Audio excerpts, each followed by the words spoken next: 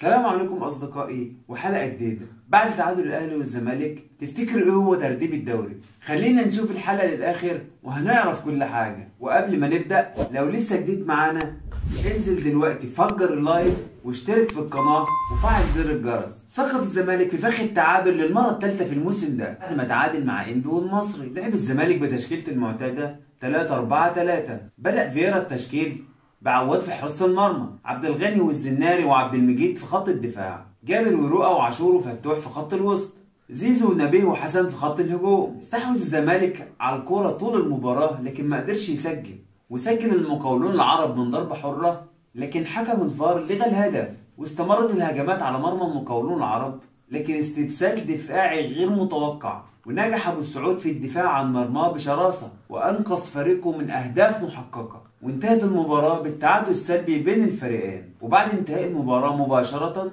انطلقت صافرة بداية المباراة الأهلي وسموحة، وفشل الأهلي في تحقيق الفوز على سموحة وظهر بشكل باهت.